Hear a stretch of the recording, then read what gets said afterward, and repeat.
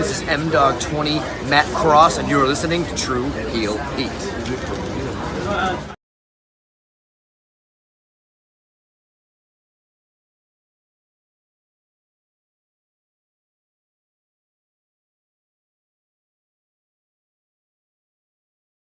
What's up, True Heel Heat? True Heel Heat. What's up?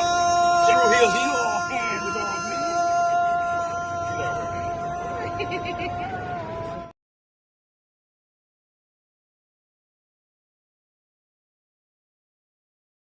Hello, everyone. It's the hardcore legend Mick Foley wishing a nice day to everyone there, right there at True Heel Heat. Yeah.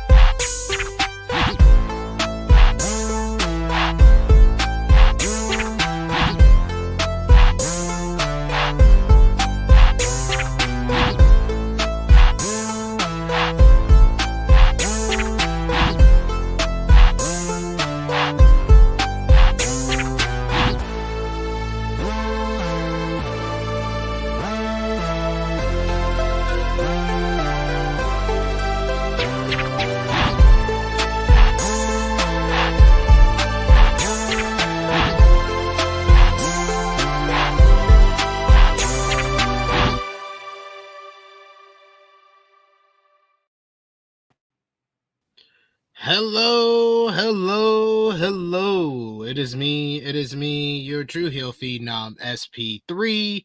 We are live on the True Heel Heat YouTube, Facebook, and Twitter for Rated Raw Review number 69. Nice. Control, power, domination. Discussing last night's May 26, 2025 edition of Monday Night Raw as only we can. And to do that, after a long hiatus, I told him before we started this podcast, I was like, feel like you've been gone for months, but he's back.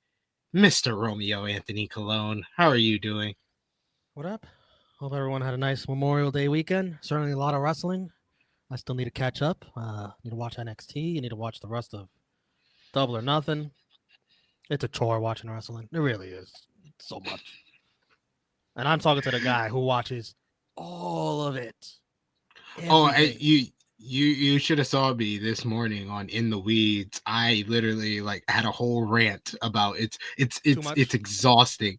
No, it's because it came right off the heels of WWE announcing that NXT Great American Bash is going head to head with All In. It's like this shit is weekend's gonna be worse. I was like there was already enough. You made with the announcement of Saturday night's main event and Evolution. It was already enough because AEW has their whole week of they're going 4 straight days, Wednesday, Thursday, Friday, and then Saturday with All In, and then you're doing 2 shows on Saturday and then 1 on Sunday and then Monday Night Raw. I'm not a fan of the NXT and WWE on the same day. I just wish NXT had its own day, like the Tuesday Yes. after or the Tuesday before or something. They're just trying to take away all the news and the kind of the publicity, the attention that AEW might get for that stadium show. But like, I think they should have learned their lesson from this weekend. Like, NXT was legitimately a very fun show, like to the point we hit our super chat goal yesterday for me to do the review. So that'll probably be dropping on the channel tomorrow. I'll pre-record that one. We won't be live tomorrow, but that will be dropping on the channel tomorrow. NXT Battleground review. Very fun show.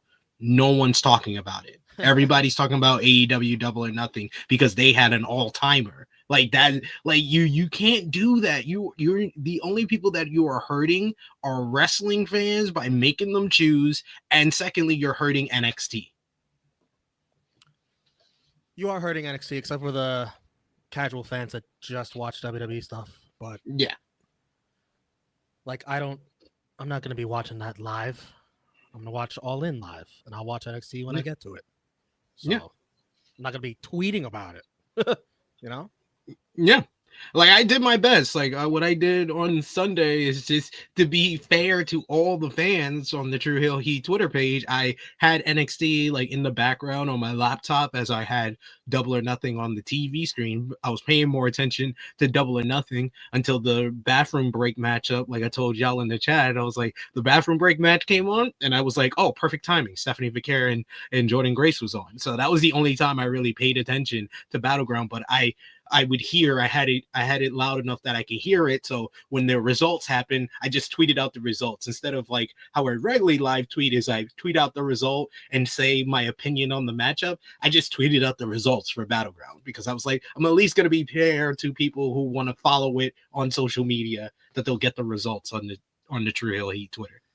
It'll be interesting to see how that NXT sells because I know they're comboing the Saturday with Evolution, so like you can get two for the same seat for both events.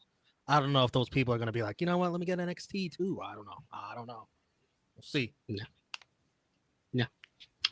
But yes, let's talk about WWE Monday Night Raw. We appreciate y'all for joining us live. Appreciate y'all for watching us on demand. I want to start off the show by thanking all of y'all for all the support, for all the content that we did for Memorial Day weekend with our Saturday night's main event review, our Double or Nothing review, which I think is at 1,000 views already from yesterday. I think I said it to the guys afterwards, and I'll say it here. I think this is one of our best pay-per-view reviews of the year. So if you haven't already, go over and check that out. We went in depth on all the matches, all the results, Hangman being over, which is one of the rare times Tony Khan has done a pivot. Hangman winning the Owen Hart Cup. We talked about the ramifications of that. Mercedes winning the Owen Hart Cup for the women. Check that out. Professor Chris, myself, True Draw Josh, NJ News. Great time. So go over and check that out if you haven't already. But thank you all. If you have watched it and all your support throughout the week, especially with the True Hill Heat flagship podcast as well, which I thought was another all-timer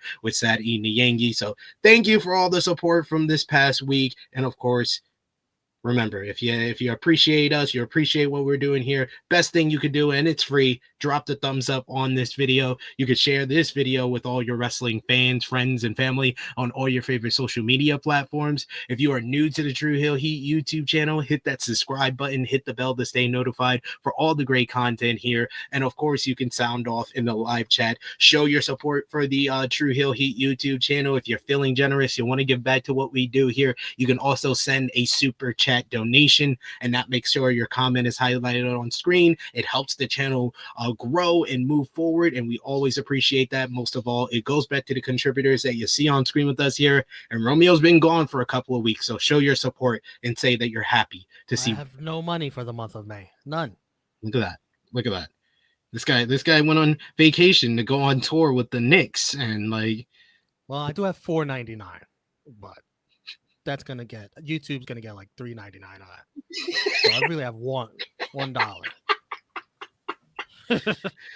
We've been talking a lot on this show and other shows about the Knicks Pacers series. How you feeling heading into Game 4? I feel like I say this every Knicks game. This is the most important Knicks game in 25 years. Tonight. I need the Knicks to stagger Cat and Brunson. So, like, somebody's always on the floor, one of them. I feel like they can't stop them stop us if that's the case. Yeah, like I was talking to my nephew. I had a whole debate with my nephew on Instagram, and he made a good point. He was like, really, the Pacers won the first two games not because they were the better team. It was that they were better coached, and they played their. And I said it was because they played their style of game, and the Knicks like kind of fell into their style of the game. But Brunson being on the bench, Cat over delivered big time in Game 3. He saved our season. And that one shot at the end of game 1 is going to be very haunting. The Knicks could easily be up 2-1 if that shot does not go in. So, yeah, I feel like that shot demoralized the Knicks nation. Even though I saw my nephew went to the watch party at Madison Square Garden and it had good vibes coming out of there on Game 3. So, hopefully more tonight. So we got plenty of people already in the chat with us. Appreciate y'all for joining us. We got Belle. Haven't seen you in the chat in a couple of days. Good to see you. She's sending some love. She says, my love, thoughts and prayers go out to those affected by what happened at the Liverpool yesterday. And I wish a speedy recovery to those injured. Also, big respect to the incredible people of Liverpool for coming together and going above and beyond to help those stranded in the city. Yeah, I heard about that. One of my coworkers from Sports Illustrated had family that went to that Premier League where the guy basically like drove and hit some people, like crazy stuff. So yes, thoughts and prayers to all those affected by that. We also got Santo in the chat. Good to see you, good brother. Santo's always showing us love, saying, yo, good to see you, man. We also got Nicky Boy, who says, what's up, my good brothers? He says, Romeo, he's alive. Yo, Nicky Boy, we've been asking for you for a couple of streams now because we need new disclaimers for Chrissy Love's been wilding out. We need one for this.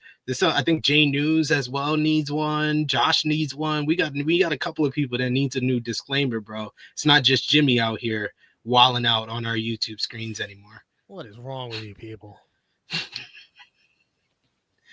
When I'm the calm one on most of these streams, you know something's wrong, Romeo. You know something's wrong. I've been known to be the calm one too. Except when you want to die on a hill. I've avoided that. Annika says, let's go. Now Romeo can tend to his queen. LOL. There you go.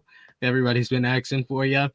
Nikki Boy says, shit, it really is exhausting, guys. It's getting ridiculous, but they still aren't competition, right? I think that's what like a misconception from like the pro WWE fans. They're like, oh, why are you guys complaining? I thought you wanted to be competition. It's not that. It's the point that they keep telling us all they're not competition, yet you're treating them like competition. I said it earlier on In the Weed. WWE is so far and away the number one wrestling promotion, yet they're not even, it's not like their old saying of, oh, it's a marathon, it's not a sprint. They're playing Mario Kart and they're the one in the lead, and then they're throwing all these obstacles in front of second place. That's a nice way to describe it. Erica says, exactly, you're hurting your people. Good to see Davion in the chat joining us today, as well as Annika brings up a good point, and NXT is the only wrestling show on national TV. Just let them be. They're the only, for 2025, they're the only one that's doing like up year over year in the ratings as well in the United States. So it's weird. And Nikki Boy says, I didn't even watch all of Double or Nothing, and it was still an all-timer, the 4 matches I saw. Yeah, it was really, really well done. And Aubrey basically saying what something of what Romeo was trying to say. He said nothing happened on this show, but Aubrey says nothing makes sense on this show. So there we go. Yeah, we get into that. This should be a quick review. I don't think there's gonna be a lot of debating here. No. We also got Nikki Boy who says, great analogy, SP. Yes, they keep throwing banana peels while they're in the road. It's crazy to me. It's like then you need to just stop fronting and just say, yeah, they're competition. I think you wouldn't hear a lot of complaints from the fan base. They just be like, okay, more wrestling to enjoy. You are acknowledging that they're your competition, like you did in the Monday Night Wars, except you are like far and away number one, and you never did any of this for TNA or Ring of Honor. So, hey, it's the world we live in. All right, Romeo. I gotta answer this question real quick from one of our members because it is about something very near and dear to my heart. Yes. Pile driver. I'm not a fan of all the losing. That's never fun. That losing and Charlotte Flair should not be associated with each other. But I'm trying to see the vision, which it looks like a character change for Charlotte, aligning with Alexa Bliss. So I'll give it a chance. Let's see. Let's see if we get like a darker Charlotte Flair than usual. We'll see. So you think that's where we're heading, to an alliance between them? I think so. I'm not sure, but I think so. I think they probably gave up on like the Charlotte Becky thing they wanted to do. Like, let's just leave Becky on her own, and they're gonna do this instead. Wouldn't mind it. All right, so the show kicked off where, well, first, what did you think about the crowd last night in Tampa? It felt like the crowd in Tampa were tired from the weekend of wrestling. That's fair, but I think that from what I saw, they were definitely on fire this weekend. So they brought it this weekend. Like, you know, you get a little tired. You know, it's a marathon, not a sprint, so I don't blame them. They definitely brought it this weekend. Yeah, they did. They definitely did, especially I thought they were really great for Battleground as well. So yeah, and that's the one I saw less of. So I thought they were great for Saturday night. Yeah. So the show kicked off. There was a recap of the Raw side of Saturday night's main event, the aforementioned one, ending off with what happened with Seth Rollins and Braun Breaker being joined in their group by Bronson Reed and the attack on CM Punk. We see Jey Uso, Lyra Valkyria, Sami Zayn signing autographs for fans, Finn Balor and JD McDonough all arriving at the building. They killed the stage to allow for more fans, so there's just the small entryway like it was for Saturday night's main event. And Battleground opening segment, we get Seth Rollins, Paul Heyman, Braun Breaker, and Bronson Reed making their way down to the ring. Breaker and Reed were all dressed the same in all black suits, black shirt, and shoes. Heyman is the first on the mic, and I was like, this is already much better than the last time they kicked off Monday Night Raws because Paul Heyman's talking. Thank you. By the way, I agree with you. I want to give Seth a 8.5 out of 10. I really like this ensemble here. Yes, this is less ridiculous and just very much a good fit. I'll give it an 8.5. I'll give it an 8.5 myself. And the Men in Black over here. What are we doing here? I don't know. I don't know how I feel about this. I like Braun better when he's just dressing like himself. It looks good on Bronson.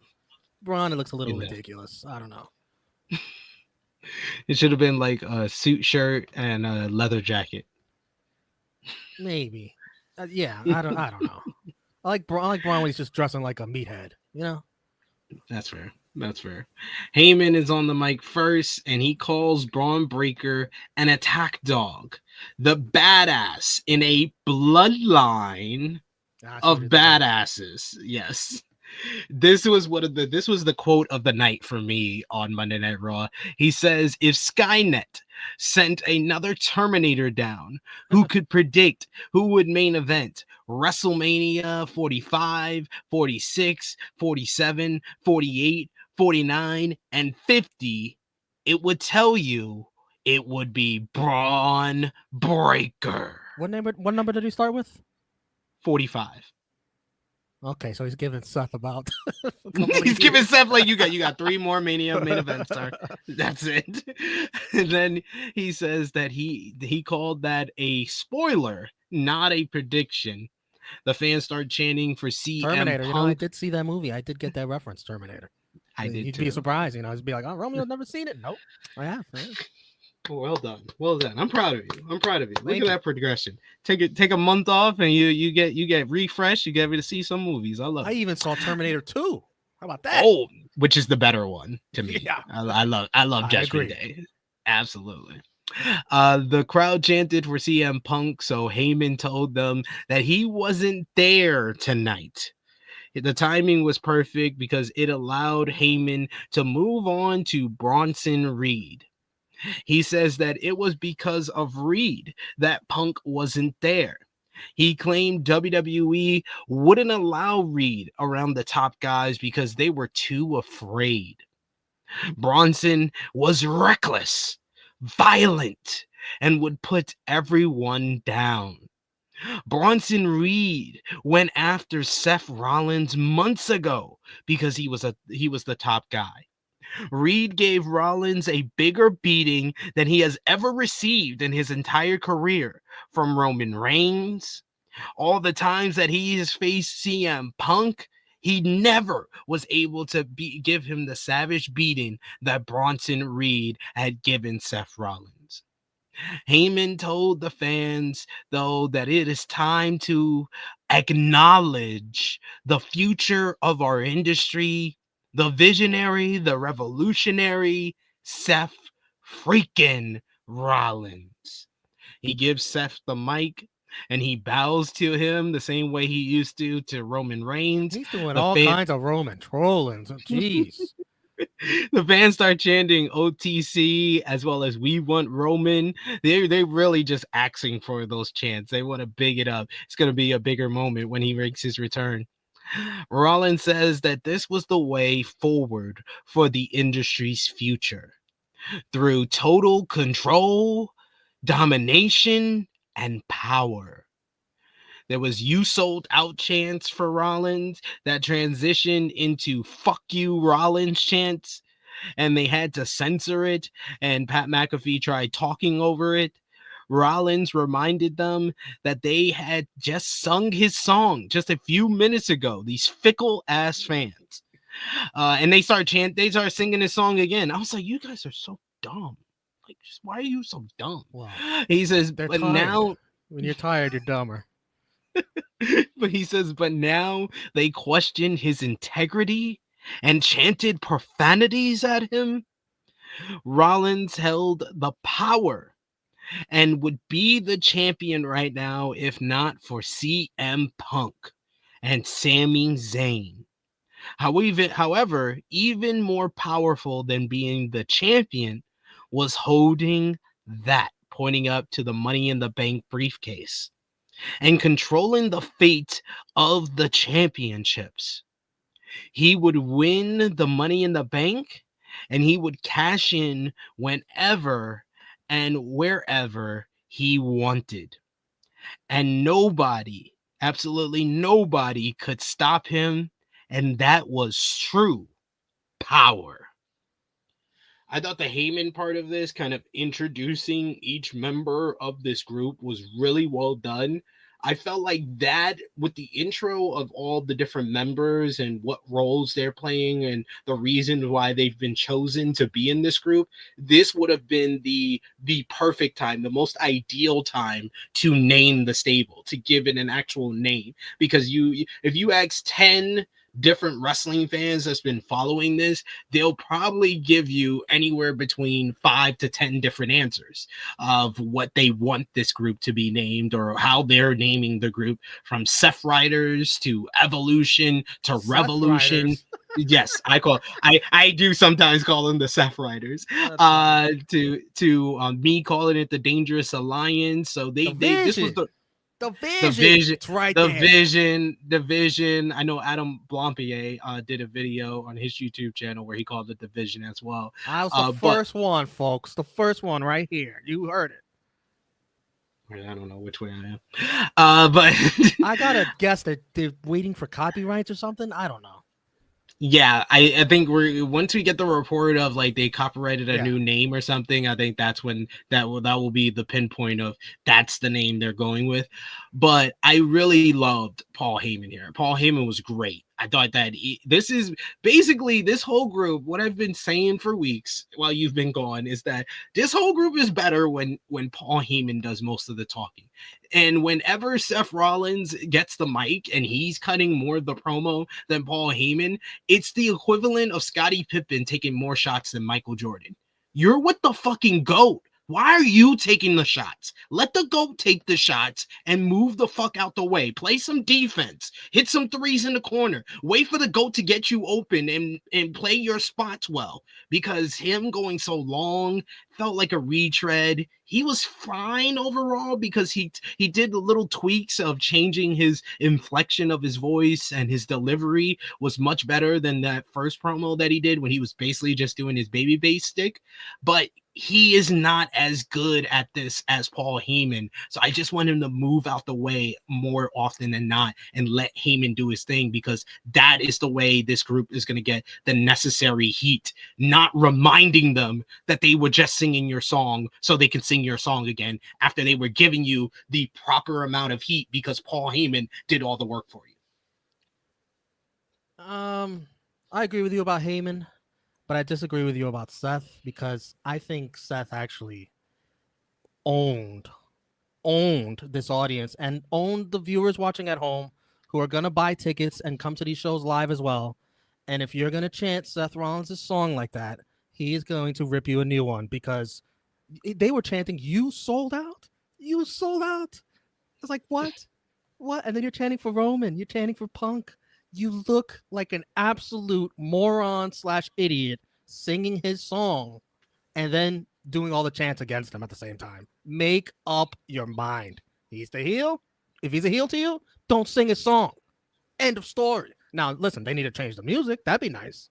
That they should be proactive in not allowing that to happen. But you look like a buffoon in that crowd, singing the song and then chanting against him. And I thought everything he said after that, oh man, I bought in. Like, I sold out. Who I sold out to? Myself. It's like, it was good stuff. I thought it was good stuff, whether it was improvised or not, part of the script. Owning that crowd. He did come across like a heel, but he came across as a heel that made a lot of sense. Like, this crowd is stupid. I don't see how you could disagree. This crowd and any other crowd that's been the past couple of weeks and the weeks in the future, you all look like fickle idiots. I'm waiting for a crowd to just not sing, to just boo. And, like, I don't think we're ever going to get that. I don't think there's a crowd that exists out there that could just sit still and, like, it's too tempting to sing along to that song. It's just, I have to sing it. It's so much fun. I have to. You don't have to. You don't. They you have still got to Jey Uso coming out. You could wait for that. Now that he's mentioned it, now he has to take it away from them. I agree. And yes, that would be great. But come on, man. Like, enough. Change the song. I thought he was good though. I really thought Seth Rollins was good. I'll take this. I'm not as hard as him as I've been on the last couple of weeks. Last couple of weeks. You've been much harder. I've been fed up with Seth. I appreciate the little subtle changes that he made in his promo style in this promo. I just didn't like him reminding. I understand you're trying to own the crowd and mention that they just sang his song and now they're booing him, but you just gave them a reminder to start singing the song again. In actuality, which that's on them, because you look like an idiot again. You look like an idiot twice. You look even more like an idiot. Like, these fans, man. Woo. The intelligence level is not there. There's no signs of life. No signs. And I can't just say it's Tampa. It's every damn city. Every damn city they stop at, they're doing it. This is true. They always do it. They're always gonna do it. As long as he has this song, they're gonna do it. Ridiculous. And I like Bronson and Braun just chilling, laid back. They don't got to say a word. Let the other two cook. And we got a super chat donation here from the good brother LeVay Carter. Thank you so much, LeVay, for the support. He says 2 bronze and a baby. That's a good name. I'm called the tag team of Braun Breaker and Bronson Reed, the Bronsons. Huh? Yeah. Or the Braun Stars. Like Monstars, the Braun Stars. I like it. It's interesting. Bronson Reed added to the group because he's a monster. They already had a monster, if you ask me. And it's like, I don't think these guys are not going to lose a lot of matches. Who the hell's going to get pinned? Nobody's getting pinned. They're not going to lose a lot. I'm not a fan though. If I don't want to see the briefcase with Seth Rollins. It's just like he's already done that. It's nothing new. He's already overpowered with who he has in his group. Like, he doesn't need the briefcase. I don't know. But I don't think the person who ever wins the briefcase is going to hold it long. So it wouldn't make sense for Seth to win the briefcase. And then, like I said, when the match was originally announced for June 9th between Jey Uso and Gunther, I think whoever wins men's Money in the Bank is cashing in the Monday after Money in the Bank. Then the women This better company, hold it while. yes, this company is allergic to having two briefcase Yes. holders. They just don't do doesn't it. They last long. don't want to do it for more than a month, it seems, especially under Triple H. It's just, I don't think Seth could just, he doesn't need a briefcase to cash in. He doesn't. I don't know. I don't like it. I'd rather be given to someone else just to make things more interesting. Yeah. I think Seth will get the title his own way. He doesn't need a briefcase. That's fair. We'll see. We'll see what happens there. But overall, it was a good segment. Good promo segment. Despite me not liking some of Seth's material, like I said, I'll take the subtle changes here, and Heyman was awesome. But that led into our opening matchup, as Seth will be in a triple threat Money in the Bank qualifying matchup in the main event. The opener was the other men's Money in the Bank qualifying matchup, as you had Penta going up against Chad Gable and Dragon Lee, Triple A star, and spoiler alert, future AAA mega champion, as WWE spoiled that on this show. We'll get into that a little bit. Money in the it was El Hijo del Vikingo was in the front row for this matchup, basically scouting his opponent for They're just Worlds calling him Collide. Vikingo. Yeah, they are. But the graphic does say El Hijo del Vikingo. Okay. Was it just, did I hear things, or did Michael Cole call it Triple H instead of Triple A? Yes, at one point he did say Triple H star Vikingo. I dead ass feel anytime he's next to Pat McAfee, you better expect 1 to 2 blunders by Michael Cole on commentary. I think he either gets a move wrong or he said something wrong. I think they're secretly smoking weed in the table. That's what I think. No, in the tour bus before the show. At least they always talk. They Definitely always talk about too. the tour bus. Yeah, it's a drunk broadcast. A lot of good wrestling in this one. One of the craziest spots, though, that I think I've seen in recent memory happen in this matchup, where freaking Penta tries a double team move on both men. He has Dragon Lee in a gory special, and then he picks up Chad Gable, and it already looks like he's about to fall early because he like stumbles a bit when he lifts when he lifts Chad Gable up, and it looks like he either wanted to do like a tiger driver or something, but instead he does a J driller with fucking Chad Gable, taking it like it's a Styles Clash, where thank God he does those like no gay JoJo neck bridges. I think Valab said that earlier on in the weeds in the live chat. He does those neck bridges because, oh my God, if he didn't do that and he took this like a power driver, he breaks his neck. He breaks his neck 100%, but he took it like a Styles Clash and he lands like on his chin and neck. It looked so nasty, so disgusting, so fucking dangerous. Like, I never want to see anything like that ever again. That was scary as hell. Hey, but listen, I don't think I mind the move, but not for a Raw qualifying match. Like Money in the Bank, okay, you can whip that out. Money in the Bank. Raw qualifying, we don't need all that. Take it easy. Oh my God. Thank God Chad Gable's okay. And by the way, Chad Gable's not done getting fucked up in his match. No, he's not. The referee immediately checks on Gable, who grabbed his face, but he seemed okay. Penta followed up with a big dive to the outside right after that. After a break, you had Dragon Lee. He came in, drop kick in the corner. This was just fast-paced, high-impact action, and I felt like that dangerous spot from that moment on, this was like already in third gear. Like, they're hitting back and forth moves. You get German suplexes suplexes from Chad Gable. You got Dragon Lee moving real fast. Him and Penta going at it in a nice bit of action. Chad Gable gets into Vikingo's face and he takes a cheap shot at him. You get Dragon Lee flying out of nowhere while going for a suicide dive on Gable, but Gable dodged it, and Lee would knock over Penta over the announce table. And this was the craziest tope suicida that he's done since Kenny Omega on Dynamite, if y'all remember that one from 2022. He was going like 100 miles per hour and completely wipes out Penta.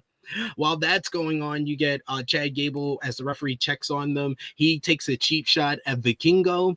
All three men come into the ring and they start trading moves, which including Dragon Lee hitting a Poison Rana. Chad Gable, as Penta is looking for the Penta driver, he grabs Penta from behind and does a double German suplex to both men. That was crazy. Showed the athleticism and how great Chad Gable can be. He hits a moonsault and only gets a 2 count on Penta. Gable then gave Dragon Lee an overhead suplex into the turnbuckle. He set him up for another moonsault, but Vikingo comes out of nowhere and he blasts Chad Gable with a kick right to the head, which busts him open immediately. He starts leaking from his head. Dragon Lee then follows up and gives him a double foot stomp, which probably did more damage to his head as well. Right after he completes the double foot stomp, Penta comes in and gives a Canadian Destroyer to Dragon Lee. Penta then grabs Gable. He gives him the Penta driver. 1, 2, 3. This was a freaking awesome 10-minute TV matchup. This was absolutely balls to the wall, high impact, fast paced, action packed. This is one of the better Raw matches of the year for me so far. I absolutely love this. I like this might be in my matches of the week on True Hill Heat this Saturday. Spoiler alert for that, but Penta wins. He qualifies for the Money in the Bank ladder match, joining LA Knight and Solo Sikoa, and we would see who would join them as the fourth member of this matchup later on in the night. But what a way to kick off the show. Like I said, one of the best Raw matches that we saw in 2025 so far. Incredible. Did you have a match time on that or no? How long it was? 10:03. Incredible. They were flying, man. They were going at it. They didn't leave anything unturned. No stone unturned. That was awesome. I agree with you. I like Penta in the match. I think it adds something that was needed because, I'll be honest, Solo and LA Knight so far was not doing it for me. No. Adding Penta makes this match more interesting, as will the guy they add later on last night. And Gable, man, thank God he's okay because we need him for that. I want to see that Vikingo match, man. Woo-hoo! That's gonna be fire. Chad Gable's gonna introduce him pretty well to the WWE audience. Chad Gable might be up there as one of my favorite mid-card wrestlers of all time. I never see WWE valuing him enough to become a main eventer, but he has all the talent to be a main eventer. That's what makes him one of the greatest mid-card wrestlers of this generation for WWE. He's making a very strong case for them to, start looking at him differently. I don't think he gets enough mic time, to really emphasize it. I don't know how he's doing selling gear. That's also very important. They got to support you by buying his, shirts and everything they put out for him. So if you like Chad Gable, support the wrestler by doing that. That'll help him. Yeah. This was just Chad Gable was the star of this matchup. The fact that he continued wrestling after that power driver spot. Penta, never do that shit again, please. Please. I love you, but never do that shit again, please. That was scary. I want to see it again. I want to see it again. Just want to, tuck your chin. That's all, I guess. Tuck your chin. He would have broke his neck that way. He did it the way that he knew that his neck was going to be fine. I agree with Niggy Boy. That shit was gnarly. It was so gnarly. And Dragon Lee, man, he got the spotlight and he took advantage because that tope suicida, people going to remember that shit. I want to mention something unrelated just because I think it's funny. the pre-sale codes for WWE, like before that tickets go actually on sale, you got to enter a code. I think this is a normal code they use, but considering the circumstances, the code is all WWE. Considering the circumstances, it makes it even more funnier. I think that's a normal code they use, but yeah, that's funny. That's funny. They are just silly. They're silly at this point. We got a super chat donation from our good brother Chuck Berry's. Always looking out for Romeo and the channel. We appreciate you, good We are sir. so back. He says, late arrival here. Oh snap, he's back like a lost puppy returning home to his master named Liv. LOL. All jokes aside, welcome back, Romeo, and good luck to your Knicks tonight. This is such a sweet super chat from Chuck Berry. You're awesome. I think Chuck. it is kind of hilarious. My absence did coincide with Liv Morgan's.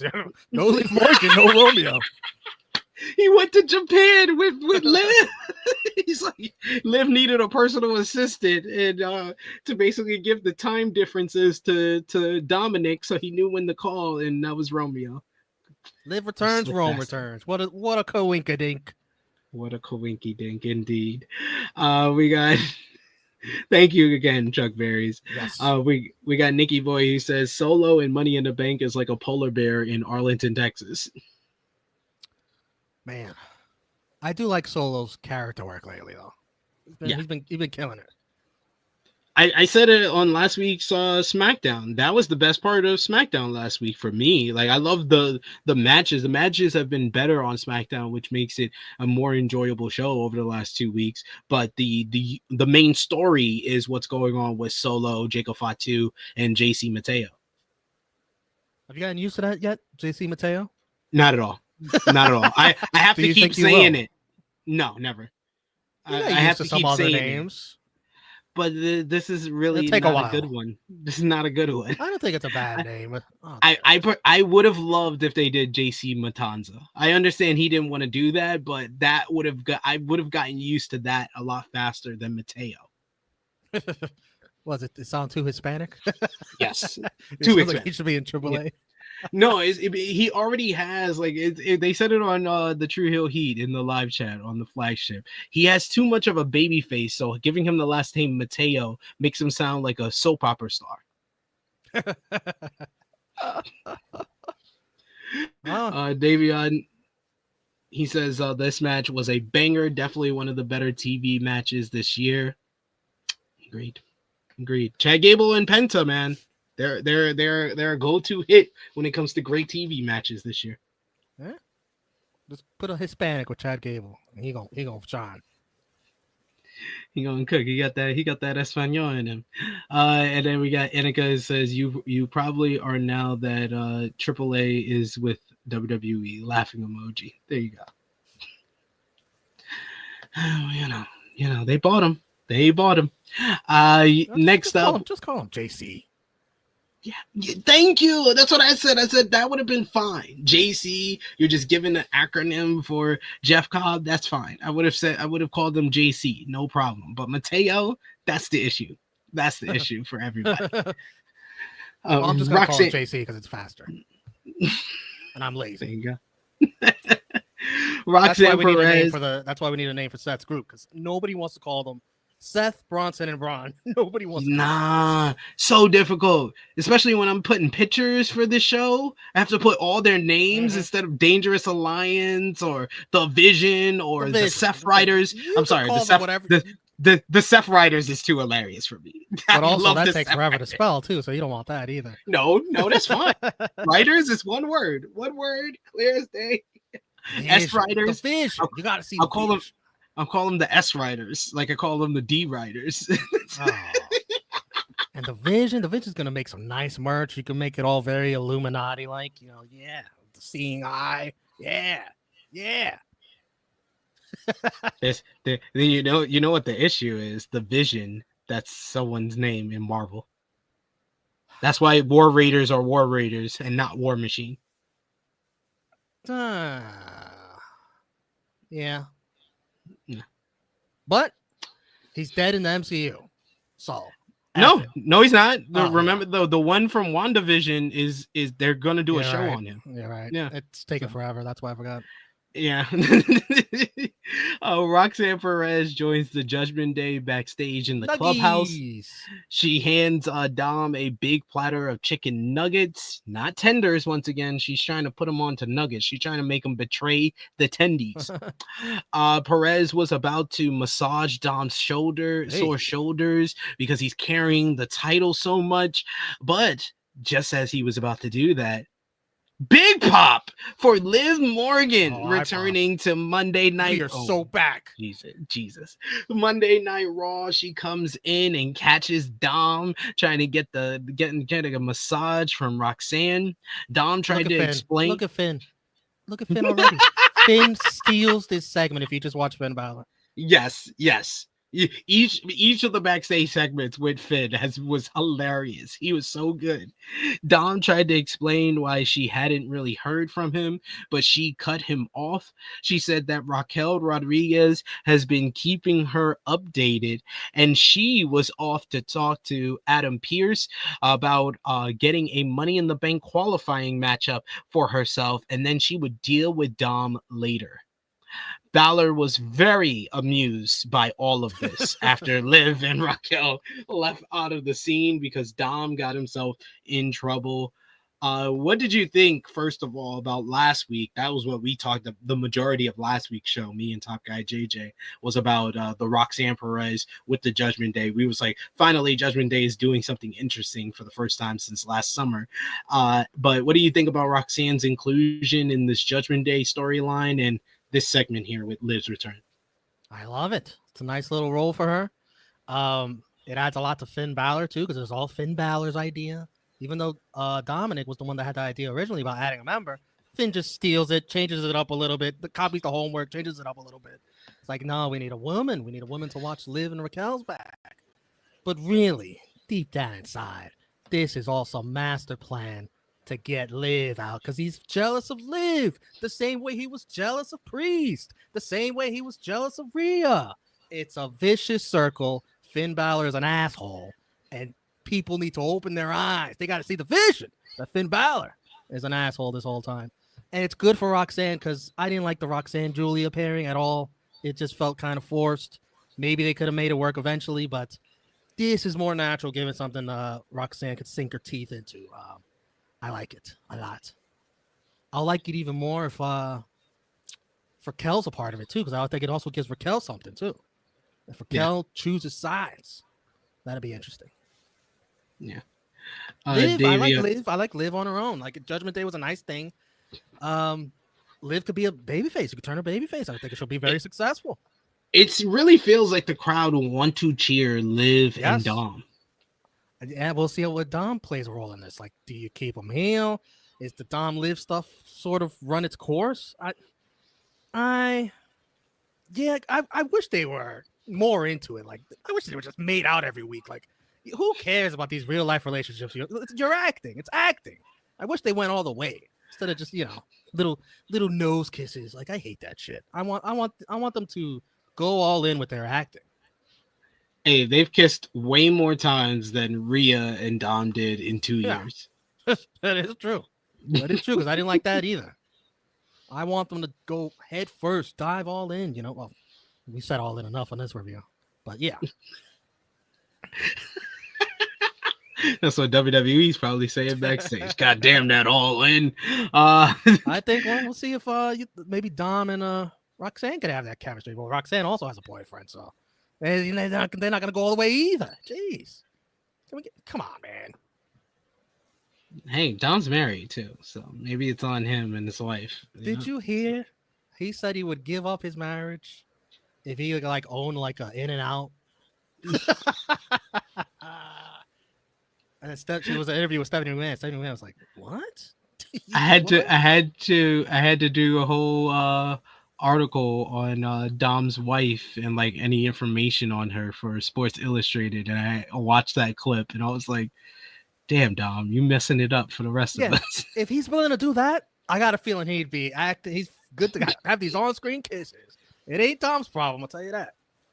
Yeah, I also listened to his interview with Logan Paul last year, where he talked about like he had to he always hits his wife up after he does like anything with like Rhea or Liv. He called her after Rhea licked his face, and called her after SummerSlam when he had to make out with Liv. So It's acting. This is normal for actors. I bet you Liv went and go kiss someone in the movie she just filmed.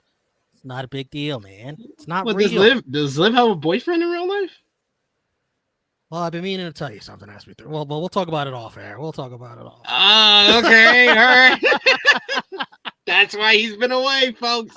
But yes, there was a Memorial Day video narrated by the American Nightmare Cody Rhodes. So it's good to see WWE doing what they used to do. Like one of the few good things about the Vince McMahon era is how they used to always embrace the different holidays. So that was a nice thing for the Memorial Day.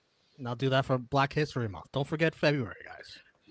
Did they even do anything for Martin Luther King Day? Because Vince used to love Martin Luther King Day. All right. I think they at least did that. All right. I won't hold that. But Black History Month, you got plenty of black wrestlers over the years to acknowledge. It's not that hard. Unfortunately, something was going to get put on the back burner on this episode here, and it was our next segment. Rusev, he comes out. His whole entrance is during the ad break, as well as Akira Tozawa's whole entrance was as well. So you just see Rusev coming into the ring as soon as they come back from the ad break, and he's going one-on-one with Tozawa. This didn't need to last long, and it didn't. Tozawa got a few moves in, a drop kick, but Rusev kind of no-sold it, clotheslined him, turning him inside out, and then said Rusev crush and applied the accolade for the submission victory. He pulls it back into the Redeemer that he used to do in AEW, and that leads to the music of Sheamus hitting. He runs out to the ring with his new awful music. You couldn't tell who was coming out when his music hit at all until he was shown on the screen. And he has a face-off with Rusev. Rusev stares down with him. McAfee referenced Jim Ross by saying a potential match between these two would be a slobber knocker. McAfee shouted out JR without mentioning his name, and Michael Cole didn't say anything either. So they've gone now 4 shows without mentioning JR and his cancer diagnosis, which WWE, you should be ashamed of yourself, especially you, Triple H. But yeah, they had this stare down, and that was pretty much it. I think that a matchup between Rusev and Sheamus will be really good and very hard hitting, but the crowd was really quiet for Rusev.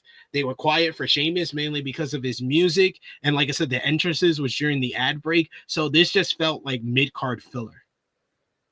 What did you think? Yeah, it is. Like Tozawa couldn't even get like a hope spot that he got in his match with Gunther. Remember, he got at least a hope spot there. He didn't get one of those here. But yeah, Sheamus Rusev, like I predicted on here. Remember that? Remember when I called that out? You did. And speaking of JR, I got to mention Conrad Thompson tweeted. Just heard that JR surgery went well, and they hope to have successfully removed all his cancer this morning. Please keep JR in your thoughts and prayers as he begins his recovery. Praying for you, JR. We love you, JR. Hoping for the best for you. I think it's weird that WWE hasn't said anything. Yeah, I mean, they could have like one segment where just they wish him the best. But yeah. Too late now, I guess. I don't know. I mean, you can still do it as he's recovering from the surgery. You still have time. I'm not saying like there's a time limit on anything, but it's just weird to me that they've had like 4 different shows, 4 different opportunities to say something, and they just haven't said anything at all. It's kind of weird. Yeah. JR is very important to your history, so I'm just saying. No. You want to say something now before it's too late. Don't give people their flowers when they're gone. Exactly. We got Power Driver Finisher says, I love squash matches, but Miro can't even do that right. Yeah, this didn't wrong. It just felt like it didn't matter. Yeah, it just beat his ass for like how long was it? Minute? It was a minute. Yeah. It was a minute. But like it was there and gone. Like if I wasn't reviewing the show, I would have forgotten this happened already. It was just a vehicle to get him heel heat, beating him up after to set up Sheamus being the good guy, standing up for the little guy. Davion says, salute to Jim Ross, the greatest voice of pro wrestling. Also got a bunch of love from JR, from everyone else in the chat. Good on you guys. Good on you guys. Like I said, JR is the best. Nikki Boy says, WWE really should be ashamed of themselves. It's not that hard to show someone love after everything he did for them over the years. Yeah, you know, they went as far as to freaking wish Sting a happy retirement when that happened on AEW. Why are you not saying anything for JR when he's going through something so serious? That's crazy. I hope at least privately you people have like contacted and hit him up and gave him his wish. I heard JR mention that Stone Cold called him for like 45-minute conversation, wished him the best, telling him he's going to get through this. So I hope at least, you know, some people reached out privately, at least. Hopefully. Very quickly here, Kathy Kelly interviewed comedians Bert Kreischer and Tom Segura about their Netflix special. Kelly referenced some negative comments Segura made about WWE in the past, and he admitted that he was wrong. They basically made him publicly apologize. That's the only reason I wanted to say this. That's some pull right there. If we're gonna promote your shit, you need to apologize. You gotta apologize on national TV, on international Netflix.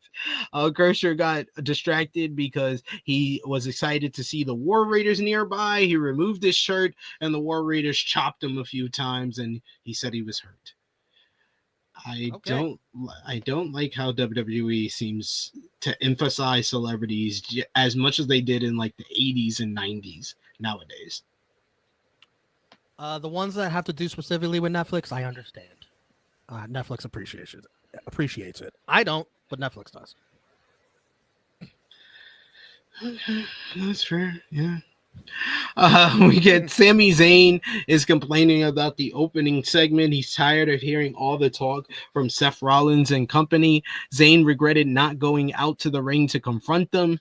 Jey Uso told him that wouldn't have been a good idea.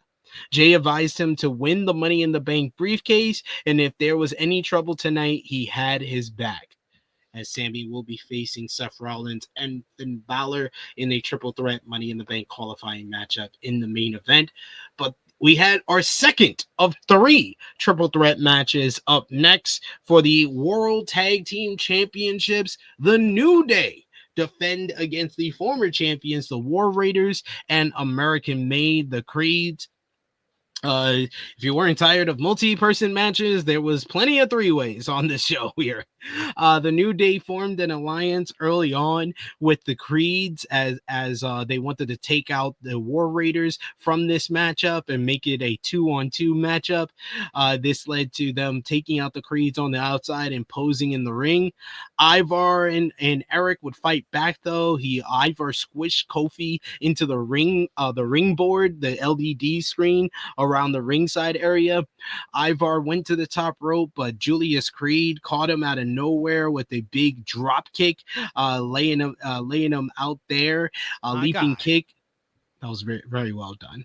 Xavier Woods rolled up was working with Brutus Creed throughout this matchup, as well as they just kept pairing off with each other and tagging each other in throughout everything. That wouldn't be the last time that Julius Creed caught one of the War Raiders on the top rope either. There was a lot of athleticism being shown by the War Raiders. You get Ivar with a big splash off the top rope for a near fall at another point, but the finish of the matchup comes when Julius Creed once again catches Ivar on the top rope. He takes him out and removes him from the ring, but with him distracted with Ivar, Xavier Woods comes from behind. He rolls him up, handful of tights, 1, 2, 3. The New Day retain the World Tag Team Championships. Julius and Brutus Creed were very upset post-match. This match went just over 9 minutes. Wasn't given a lot of time to tell the actual story of the New Day working with the Creeds to make that finish a little bit more satisfying. It was fine overall. It just feels overwhelmingly like it does not matter. The Raw tag team scene feels like it's in the mud. And I literally was messaging with Jimmy Macaram watching this live, and I was like, I like this match, I think, but it just overwhelmingly feels like this whole tag team division is missing something. And Jimmy had the best response. He said, it's missing a time machine. If they could go back and do this all when the New Day were the most over heels on Monday Night Raw, this would feel more important and feel like it actually mattered. But because they don't have a time machine and we're in the time that we're in, it feels like they missed the boat completely and there's no way to get it back. Like I said it earlier on in the Weeds, and I'll say it here. This Raw division either needs the Braun Stars of Bronson Reed and Braun Breaker to become a tag team and take over and wipe out everyone, or it's going to take the WWE draft and bringing over Rey Fenix and putting the Lucha Bros on the tag team scene. One of those teams need to be interjected, because with the current state of tag teams that we have, and especially because it's going to be automatically compared to the SmackDown tag team scene, which is thriving and probably the best part of Friday Night SmackDown right now, it very much feels inferior and like it overwhelmingly does not matter. They need a strong. Well, the match, I agree with you. The match was fine. I think the Creeds look like idiots though at the end. Doesn't help them much. The division, it needs a strong babyface team. They don't have that. The Creeds are heels, I think so. Yeah. The War Raiders, they're good. People like them, but they're not like, they already had their run, so like it's hard to see them winning the titles back, and they're not that strong of a babyface team. Like, they rarely talk. They only have like backstage vignettes, if anything. Yeah. They need a strong babyface tag team to get behind for the New Day. And I don't see them on Raw. Yeah, they need to draft, which I still think is a long way away. Yeah. I would probably make an argument that the Raw tag team division might be the only tag team division that's actually worse than the AEW tag team division, which is in the dumps. But at least their champions are as over can be, and not champions that we feel like we missed the boat on them. Yeah, that's fair. Very fair. I don't know what you do. You got to make a trade or something. Get Fraxium over here. I like that idea. Dude, like Annika said it in the chat, as much as I love Fraxium on SmackDown, they were definitely more needed on Raw. Me and Kate on the NXT Stand and Deliver preview that we did on the channel, we said that Hank and Tank beats Fraxium and put Fraxium on Raw. They are much more needed on Raw. SmackDown would still be doing fine because you had that TLC matchup immediately after WrestleMania that has really elevated the stock of the SmackDown tag team division. Fraxium has added to that, no doubt, but now you're putting in the Wyatt Six over there. So you're still going to have more, you still have more momentum and more teams going on over here. You're telling me we couldn't put Wyatt Six or Fraxium over here on Raw that desperately needs it? Yeah, I agree.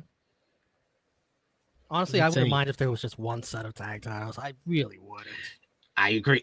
I've been saying this for months, Romeo, that the biggest mistake was splitting the tag team titles at last year's WrestleMania. They did it for no reason. If this was all they were going to do with it, there's no reason why we have two sets of tag team titles. Yeah, the division as a whole would be stronger if the champs could float back and forth. The division was stronger when we had champions that float back and forth, and the champions felt stronger because I think that all the champions who were undisputed tag team champions felt like they were important parts of the whole WWE picture, whether it was the Usos, whether it was Kevin Owens and Sami Zayn, whether it was the Judgment Day, they all felt very important, unlike some of the tag team champions that we've gotten over the last year. We got Annika who says Lucha Bros first excitement is giving me them versus Usos. I think that will come if they do take that idea and put Phoenix on Raw. They become champions within this year. I would say like immediately after the draft, and then by WrestleMania 42, I think that Jay will be done with his singles run, and then you could put the Usos back together. Jay not going anywhere, man. Main event Jay Uso still got a long run to go. You see them shirts flying off the shelves? No chance. They are. I'm just saying. Sorry, Big Jim. I'm just saying, man. I think this brother needs somebody to do promos for him, though. We're going to get into that. Oh, my God. We're actually going to get into that very shortly here. I don't think it was the worst promo last night. I'll say that right away. I think so. I'll be honest with you. I think so. This dude forgot what he was going to say, Romeo. That is worse than anybody. Nathan Frazier says is a Seth disciple anyway. I would have, if they weren't going to do Fraxium on the main roster, yeah, they could have put Nathan Frazier in the Seth Riders and have him be the guy who does the Seth. You can't say it. It's copyrighted. I'm not saying it. I'm not getting in trouble with Marvel. WWE's vision. Change your Google search. The vision WWE. No. WWE's vision. That's the perfect name for it. And Frazier would have been the guy that's taking all the pins. Yes. Having great matches, but losing all of them. The JD McDonough.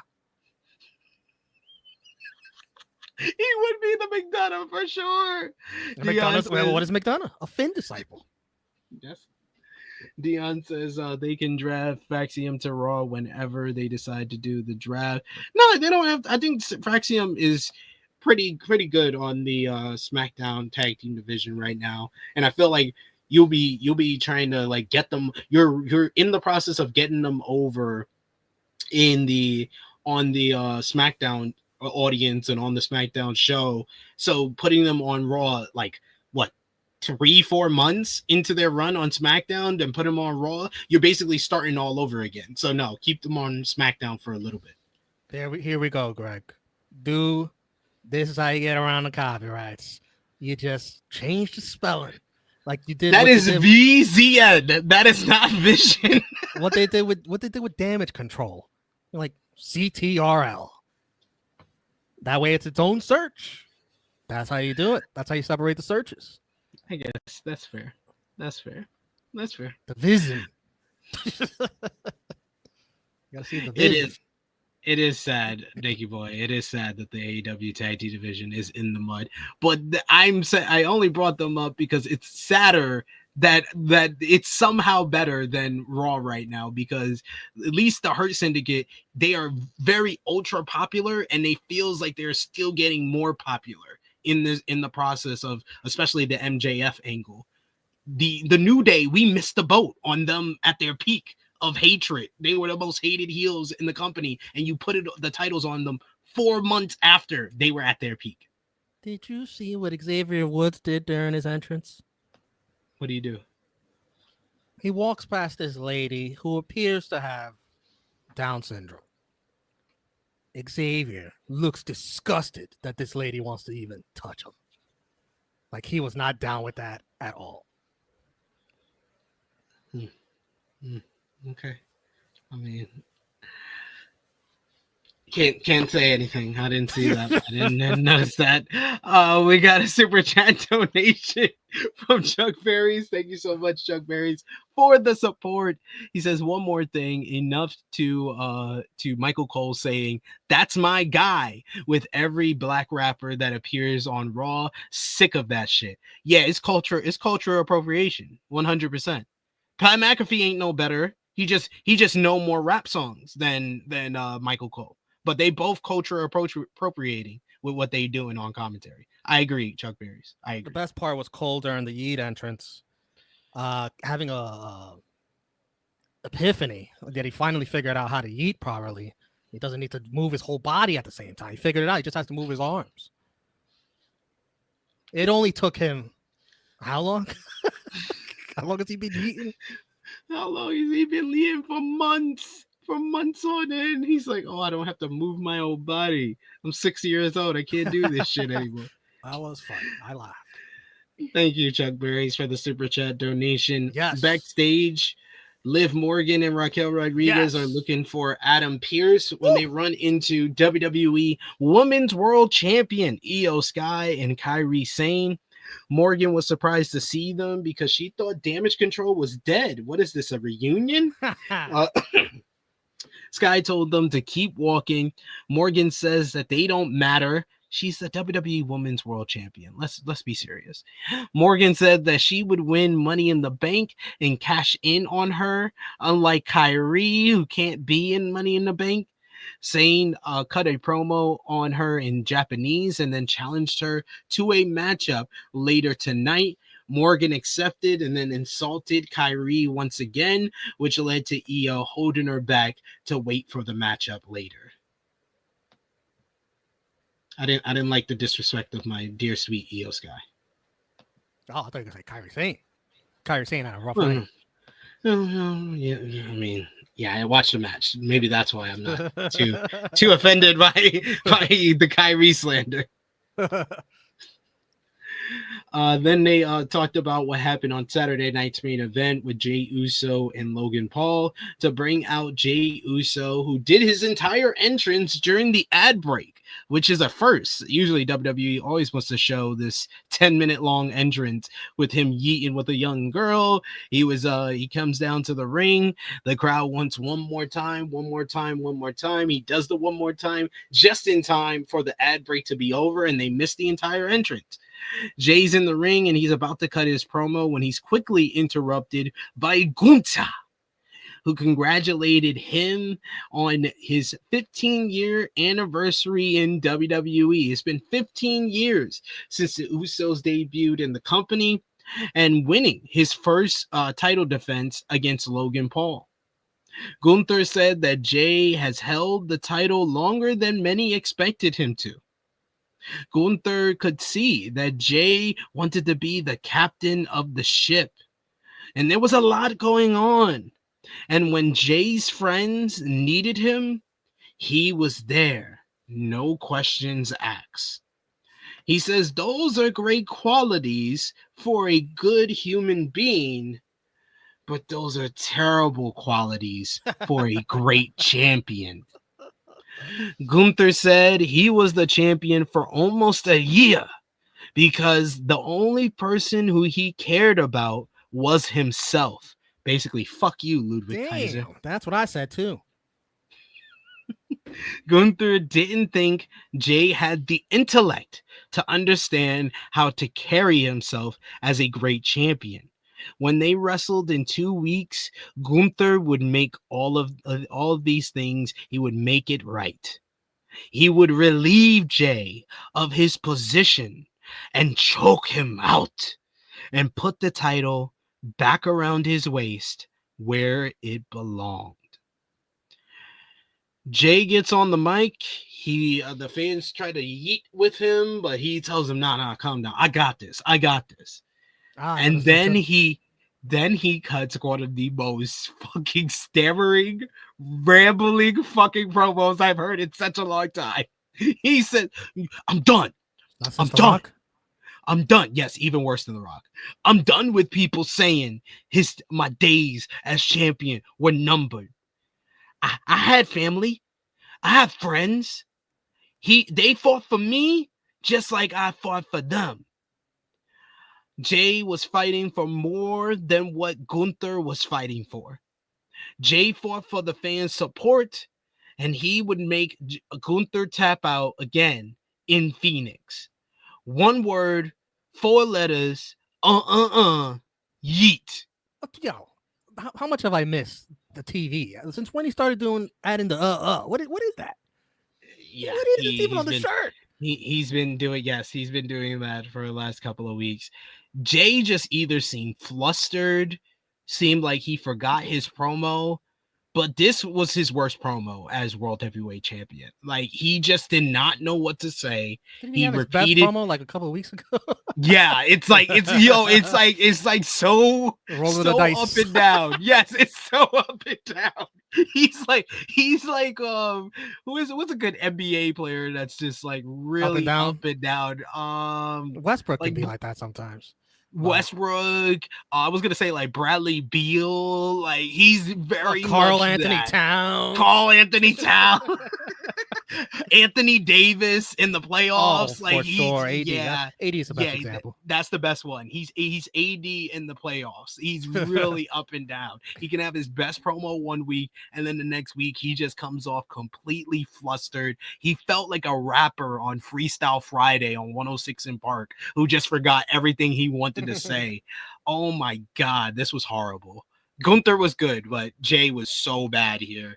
But we will get the Money in the Bank main event in Los Angeles. Cody Rhodes teaming with the World Heavyweight Champion Jey Uso to verse undisputed WWE Champion John Cena and Logan Paul on June 7th in the Into Dome.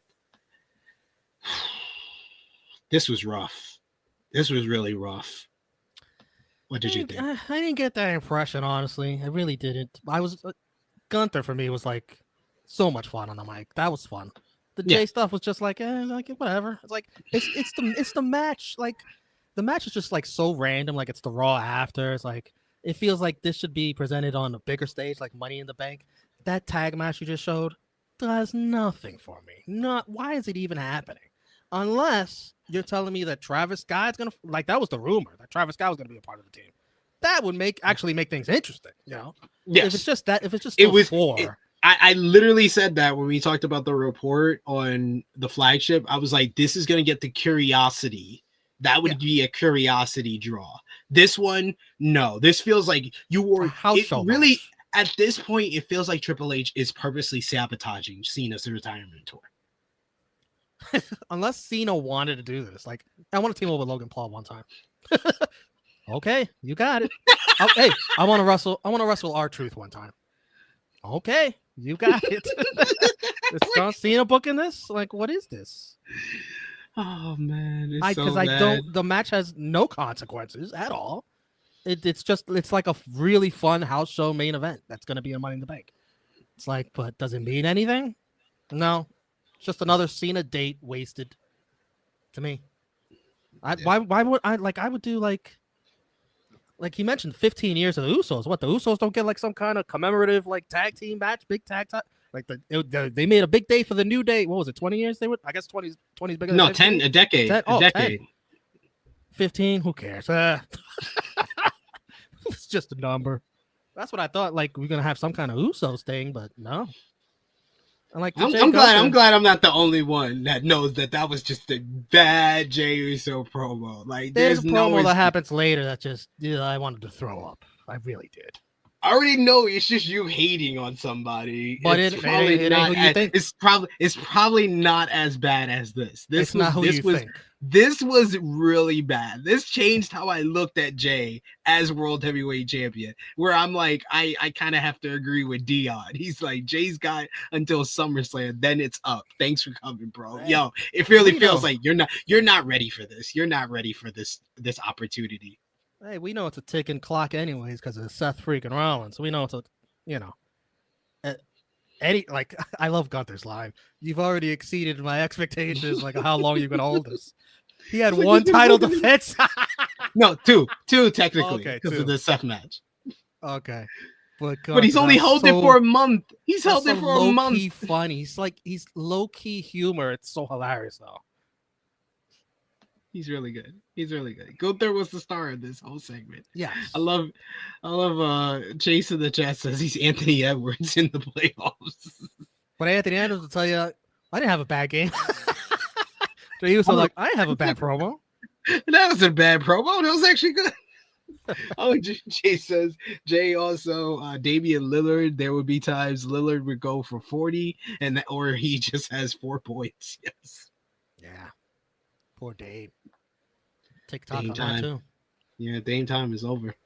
Davion says Jay promo was weird. I don't know what was going on. I don't know either. It's so weird. Annika says it should have been Cena versus Punk at Money in the Bank. I don't want to see Cena versus Punk anymore. I'm over it. It would have been nice it would have been nice to do at Money in the Bank. I think that the latest that you can do it is SummerSlam. if that's the direction you're going. But right now, it feels like Saudi Cody. Arabia, baby. Punk is It gonna feels- give in. He's gonna give in. They're either going to do Bloodthirst- the Cody rematch in Saudi or SummerSlam.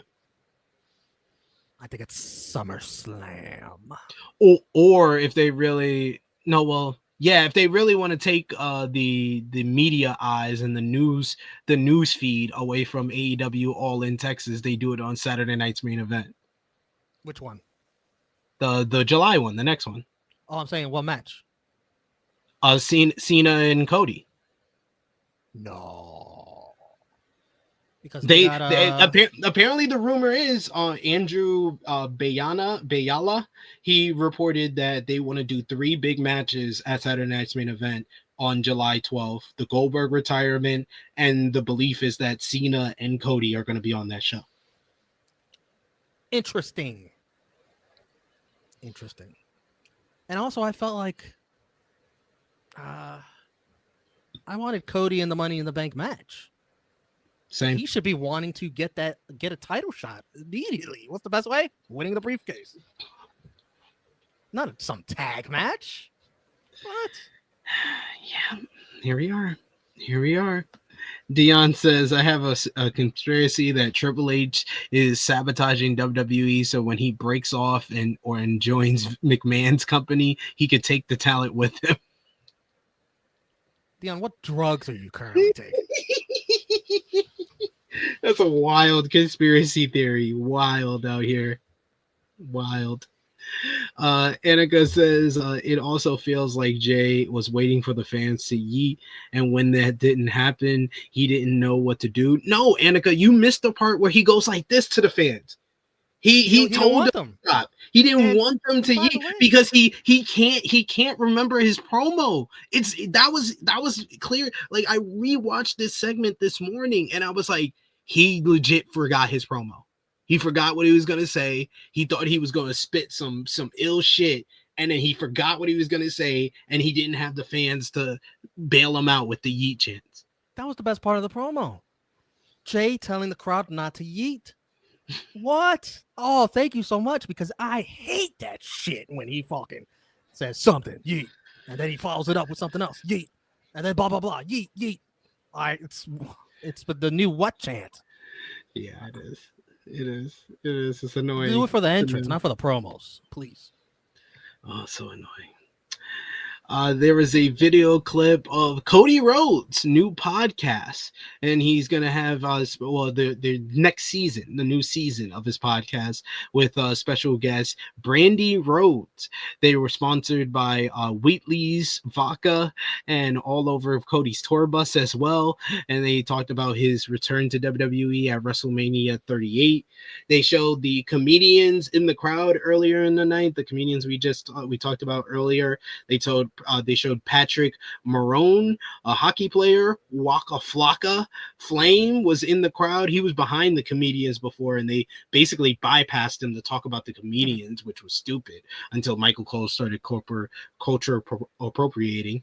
Then they gave him his own spot. And then they also said Titus O'Neil is the biggest star of them all, as he'll be on the Peacock reality show King's Court. Was that LeBron James show? This man don't wrestle no more. Like, he just does reality shows now. Hey, as long as he's getting the paper, good for him. Yeah, I'm happy for him. Pride of Tampa. He was never that good as a wrestler, to be fair. So. No. Then you got what Romeo came for. Liv Morgan in action. Yeah. WWE Women's Tag Team Champion Liv Morgan with Raquel Rodriguez in her corner versus Kairi Sane. A battle on the apron led to Morgan delivering a stiff bump for Kairi with a power bomb to the floor. Zane fought back after the commercial break. She hits a big spear, and Zane continued on offense. Liv tried to put her down on the mat with a chin lock, but Kairi came flying with a forearm off the top for a 2 count. Morgan followed up with a flying code breaker, which looked really good. That was one of those spots that looked like a 3 count, but the referee told the crowd told the referee that she sucked because it looked like a 3 count, but Kyrie was able to kick out. We get a big plank submission by Kyrie at another point. They traded a few moves before they clumsily fell into a cradle for a 2. A lot of clunky, sloppy action in the middle portion of this matchup. Rodriguez was distracting the referee, and then Raquel was distracting the referee, and then Roxanne Perez came through the crowd and pushed Kairi Sane off the top rope when she went for the insane elbow. This you would think would help Liv get the win, but Raquel was upset. She confronts Roxanne, too many R's, for trying to help. And the referee looked around dumbly as all of this was going on. Liv was distracted by the arguing. She looked over at them arguing, and that led to her going for Oblivion, but Kyrie was able to reverse it into a schoolgirl for the 1-2-3 to pick up the victory here. Kyrie Sane gets her first win since her return last week on Monday Night Raw. Liv loses in her return here to Monday Night Raw thanks to Raquel and Roxanne, and she was none too pleased post-match here. I did not think this match was good, and the finish, it just made Raquel look like the biggest dumbass in the world. Why are you upset that your friend's being helped? You know what made it weirder? Raquel asked, like, very loudly of Roxanne, "Who sent you here?" And then Roxanne's like, "You." And then Raquel's like, "No, I didn't." It's like, this is very, like, fishy and suspicious. What's going on here? This is not making any sense. What's going on here? That's at least drama for the Judgment Day. That's the best part of the match, honestly. The match stunk. It was awful. I can't believe this was I can't believe we saw a bad Liv Morgan match. I don't think it was mostly her fault, though. Kairi Sane did not look good at all. No. They did not have good chemistry for whatever reason. Yeah, you would think they would because they're both good on their own, but it just did not work. This was a really bad match, and it feels like 2 straight like shows for the WWE main roster where the women had like the worst match on the show because the Zelina Vega and Chelsea Green matchup was really bad on Saturday night's main event, and then this is arguably worse because I feel like I had higher expectations for Kyrie and Liv. This was worse. Liv with the blank stare after, like, what the F is this? And then the segment backstage later on. We got a bunch of comments in the chat. Chase says the match was sloppy. Yeah, that's an understatement. It was just really, really bad. We also got Dion Jenkins who says TKO is pimping out WWE. Pulling out on Nola is basically showing that WWE can be bought even when the deal is already done, as well as the ads all over the ring and War Raiders wearing Clash of Clans BS. Dion sounds like he's fed up with WWE right now. Wow, a corporate company sold out for the money. The sky is blue. I tried telling y'all for years, WWE don't give a fuck about us. They care about the bottom line. I've been saying it for years now. There was a Rhea Ripley vignette where she talks about the Money in the Bank ladder match after qualifying last week, and she says that for Io Sky and Tiffany Stratton to protect their titles, as Mommy in the Bank is coming for them. That's all well and dandy, but Rhea Ripley does not need Money in the Bank at all. No. Let's not do that. Even though it sounds nice. Mommy in the Bank sounds great. Might make a nice t-shirt. Don't sell out for the bucks. Oh, they're going to sell out for the t-shirt. They want the Mommy in the Bank shirt. Out of the options that's already qualified, it's quite obvious that it should either be Roxanne or Julia winning Money in the Bank. It's Roxanne, Rhea, Julia. Who's the other one? There's 4, right? Alexa Bliss. You said Julia? Either Julia or Roxanne should win. So maybe far, yes. If Naomi wins the triple threat on SmackDown, she's another option. Mm-hmm. Yeah. Because Yeah, Jade and Nia don't need it. no. So. Well, they already screwed Charlotte out. I was gonna say her, but fucking Of Triple H course you booking. would. What is this Of course. booking, man? Oh my God, you hear this guy? He took a month off. You look at him changing. He sound like me. Listen, Triple H, if you think the fans are gonna gain more respect for Charlotte if she loses a lot, they're not. They're not. They're gonna keep being the assholes they are. It'll never change. Just so you know. During the ad break, we get Vic Joseph of NXT telling us about Trick Williams, the new TNA World Champion, will be on tomorrow's or tonight's NXT. So looking forward to that. Won't be on Trick, Impact though. Yeah, I think this is a great kind of like internship. This is him getting an internship to get ready for his main roster run.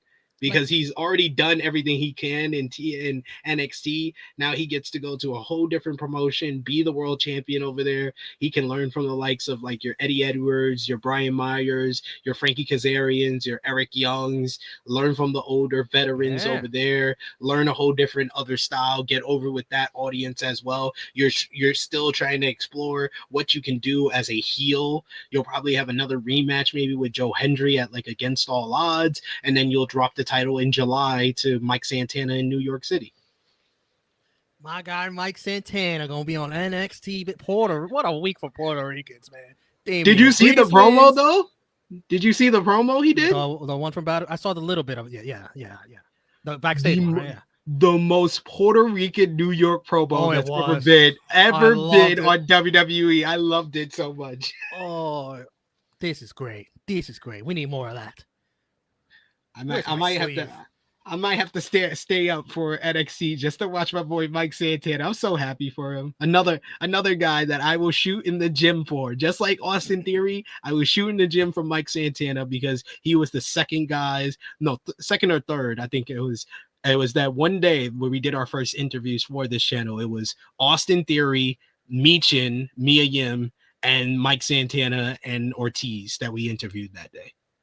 Let me tell you something. The Knicks and Pacers are on tonight, but I will switch the channel when Mike Santana is on just to help out the rating and help out Mike Santana. I'm going to do that.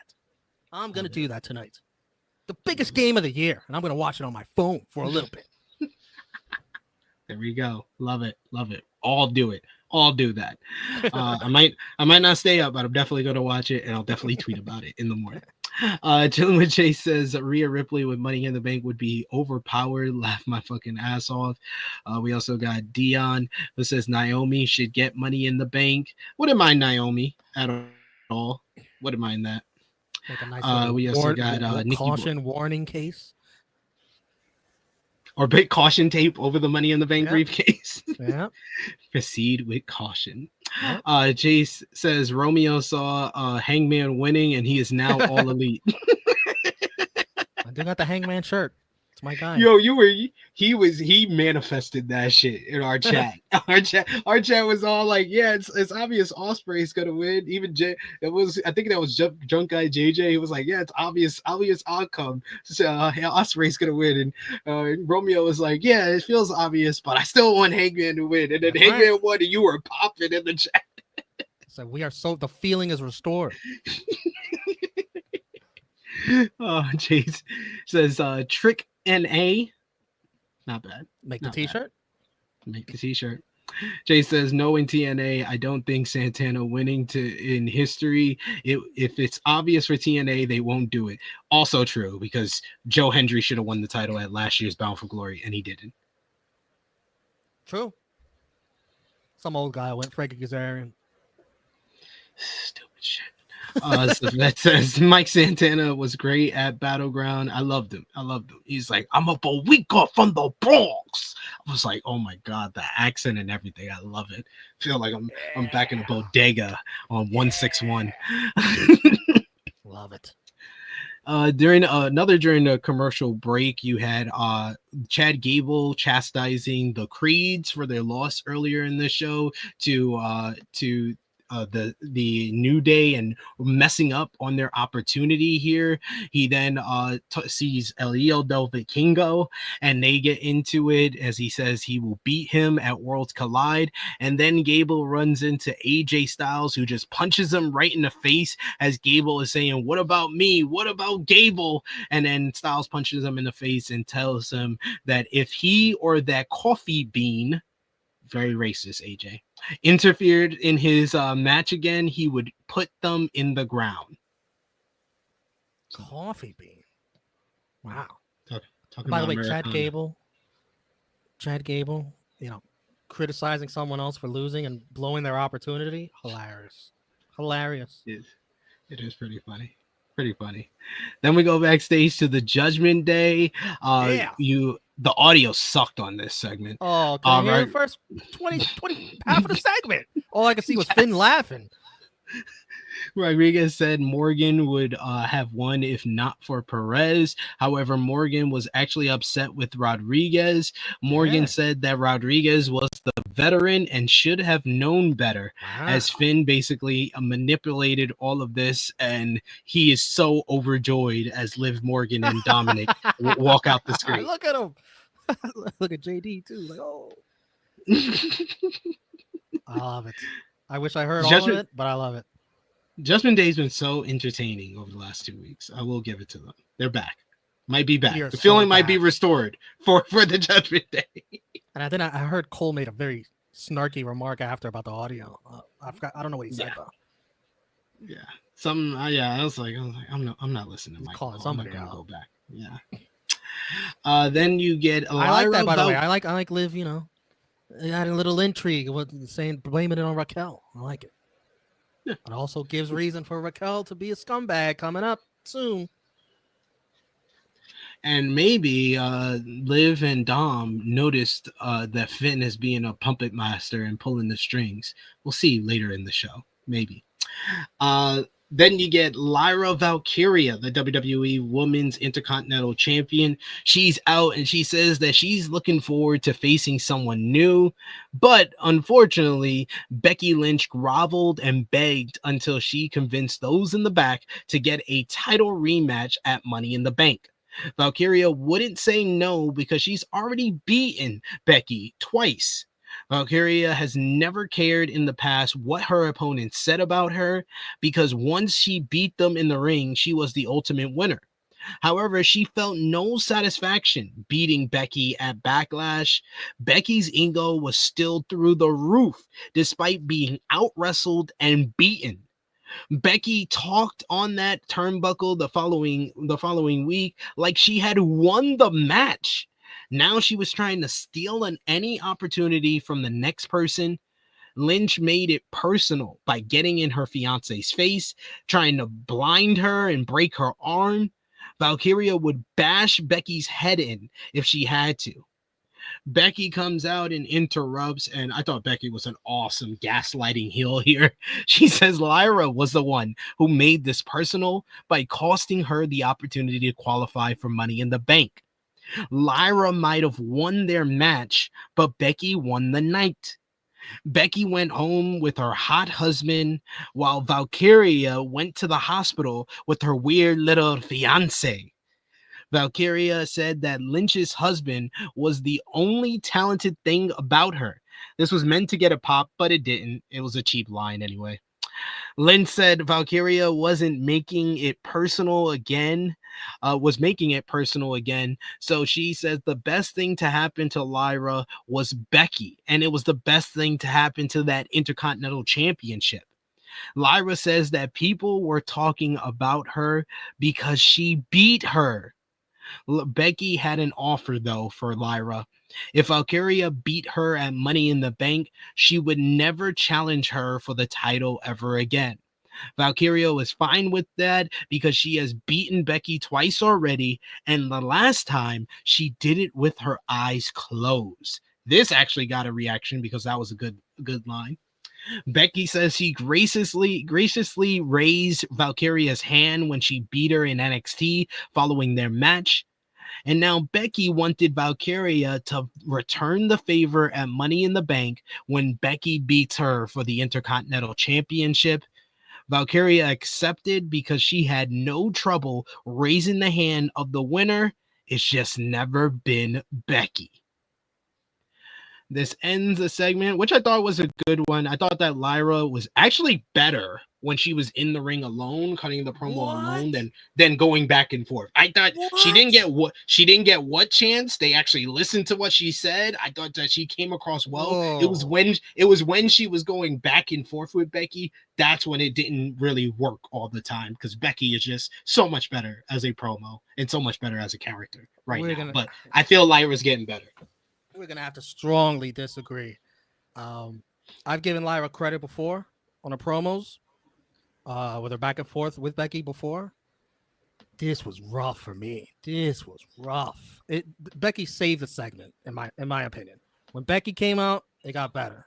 Back and forth. Lyra talking alone. I don't know if it's the material.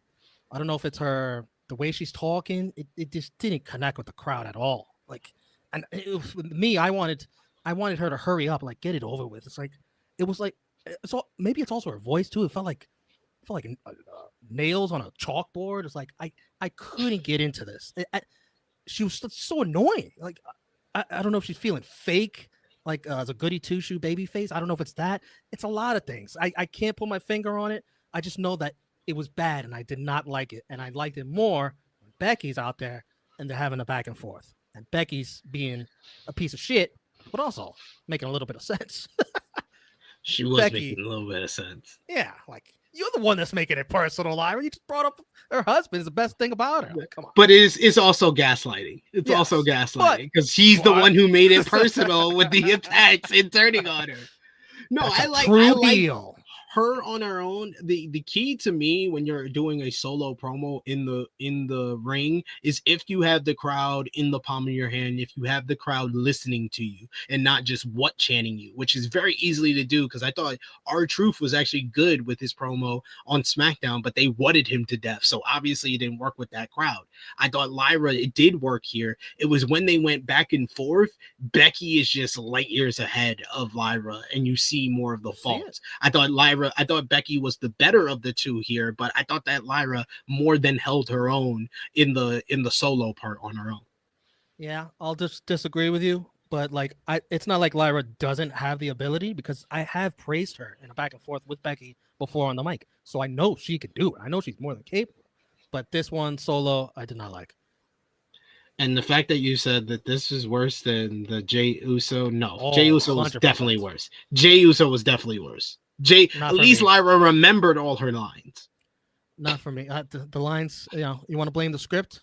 You can blame the script. That's fine. Yeah, you can blame this. You can blame the script, but you're not going to tell me this is not bad. This was at least better than Jey Uso. Jay's was faster. Jay's was over with quicker. This was taking forever for me. Jey Uso, it felt like forever, Jey Uso, because he didn't know his words. He didn't know what he was going to say. I have to disagree with you.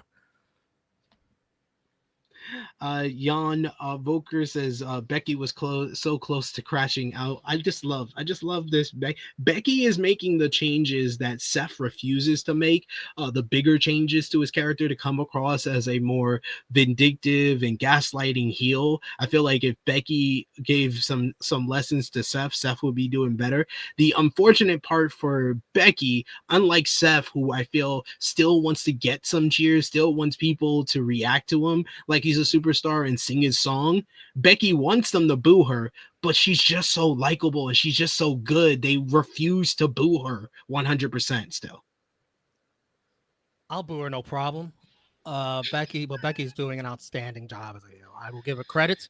And I saw this cute little video online of the Becky and Seth arriving to the building, and this little girl's like, Becky, I drove 3 hours to come see you. And she walks by and she secretly, silently hands her an autographed t-shirt, but tells everyone else around her that they still suck. I'm only giving it to her because she drove 3 hours. And then they're calling out for Seth for an autograph, and Seth just walks past them. You don't even bother. Well done by both of them. Best couple in the game now. Good stuff. Karrion Kross gets a big pop as soon as he shows up on the scene. I love it.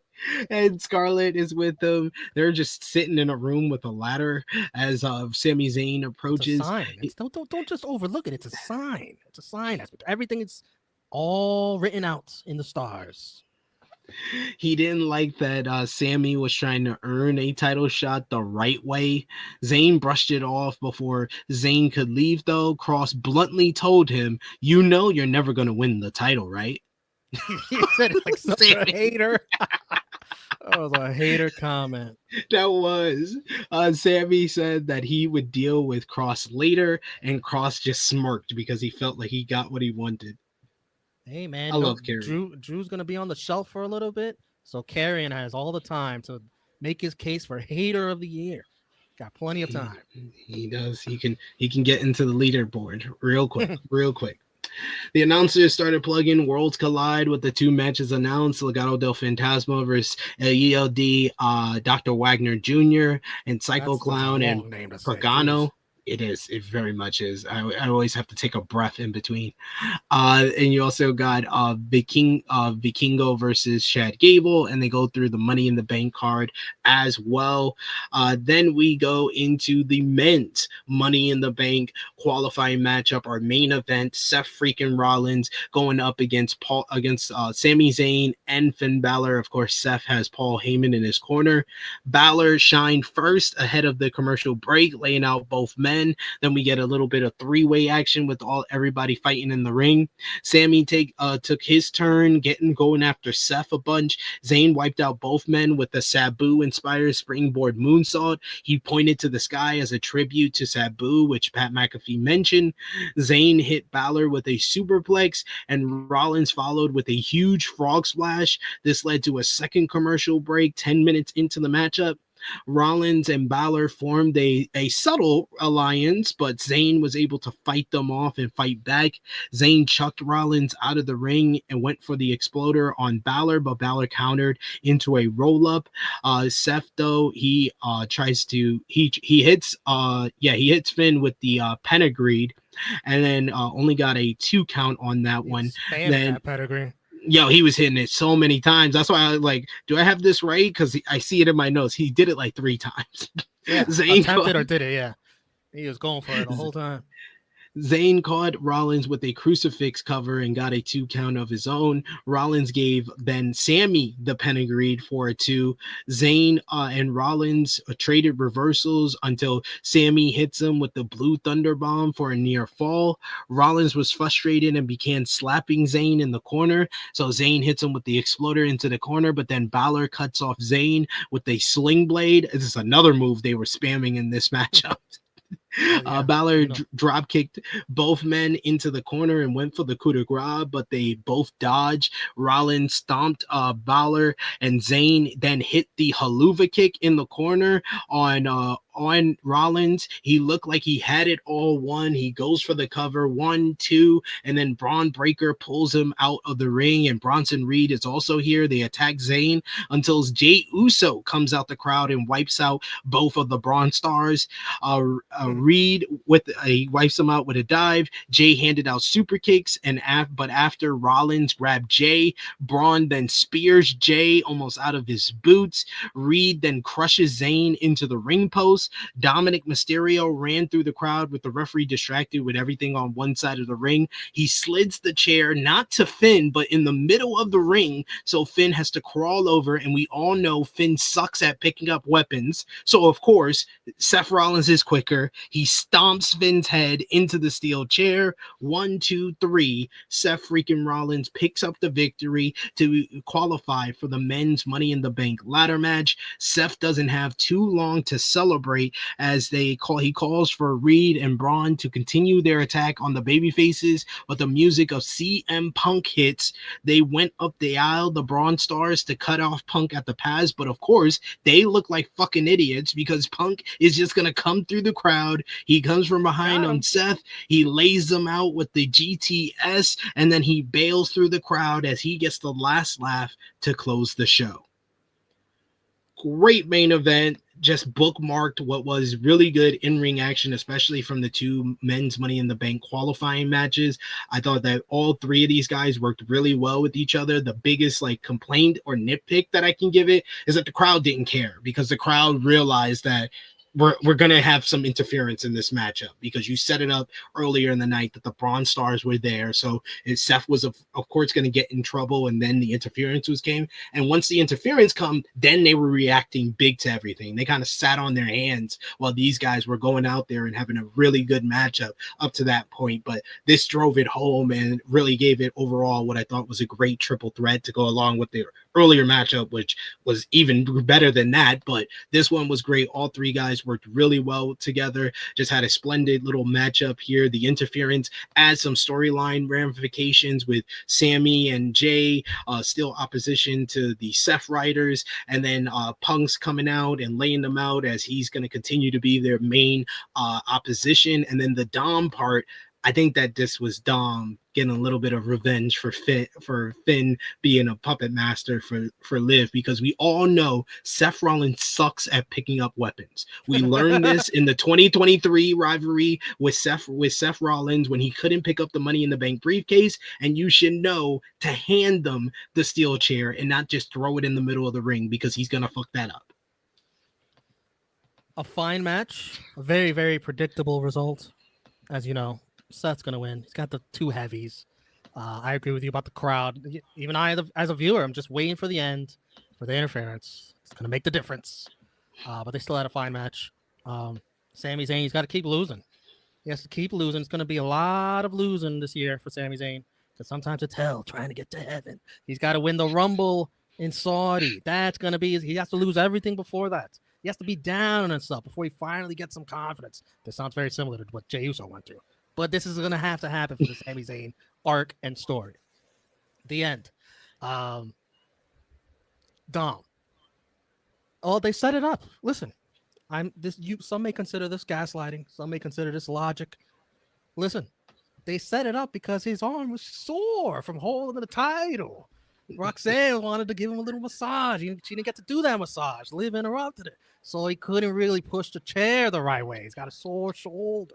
It all makes sense to me. He couldn't push it this way. He had to push it this way. He got a sore shoulder from carrying the belt around all day. Makes sense to me.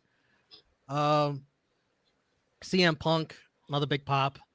We can't keep doing this every week, though. Like, yeah. CM Punk just waits. Hit his music. Bam, run out. That's getting a little old now. Let's do something different next time.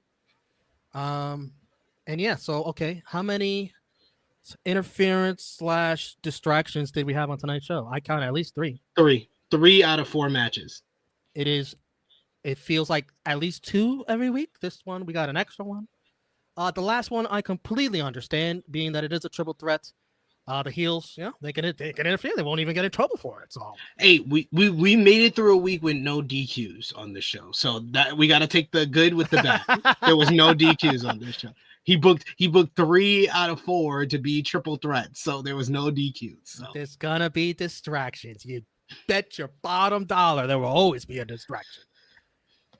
The first thing in NXT they should be teaching these kids: don't be distracted. Even though you really want to be, do not be distracted. Fair. That's what you got to learn. If you're a main roster talent, that's your only job in wrestling. Try very hard not to be distracted. It happens to the best of them. It happens to the best of them. Somehow, every week, there's a major star getting distracted. Yeah, they mentioned this earlier. I just didn't upload the picture, but yeah, they did spoil the AAA Mega Championship match this weekend by saying that the Vikingo and Gable matchup on the graphic, it said is for the Mega Championship. It's like, goddamn, you couldn't do that right? You just couldn't do that right, could you? Most of us knew as soon as this match was booked, this was to put Alberto in the mud. Vikingo is our guy now. Thank you for your contributions. Bye-bye. But the poor AAA fans are like, who've been invested in the storyline. They've been watching the whole time. They're like, oh, shit. What?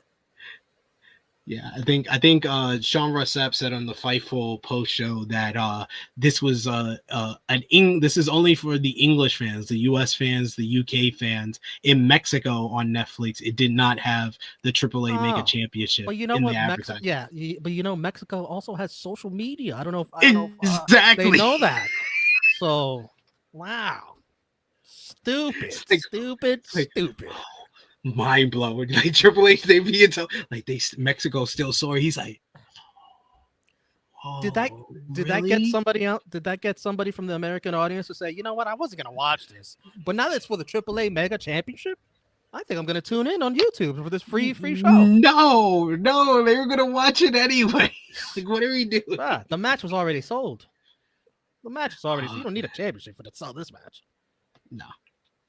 But we've made it to the end of this episode of Monday Night Raw. We want to thank y'all in the live chat. Final call for super chat donations. If you want to show us some love and support for the return of Romeo on Rated Raw Review, you could do so there. Remember, if you haven't already, drop the thumbs up, share this video if you haven't already as well. Hit the subscribe button if you are new. But of course, also in the chat, we want to hear from all of you. Let us know your match of the night, your MVP, your LVP, whether you gave the show a thumbs up, thumbs down, thumbs in the middle. And out of 10, what did you give the show? For me and Romeo for the May 26, 2025 edition of Monday Night Raw in 3, 2, 1.